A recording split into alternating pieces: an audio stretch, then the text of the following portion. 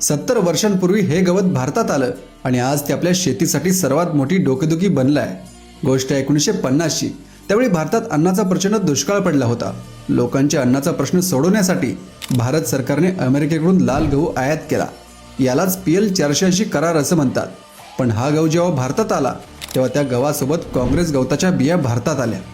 याला काही ठिकाणी गाजर गवतही म्हणतात. गव्हाबरोबर या बिया संपूर्ण भारतात पसरल्या. पुण्यात हे गवत पहिल्यांदा पाहिले गेले आणि बघता बघता वाऱ्याच्या वेगाने ते देशभर पसरले.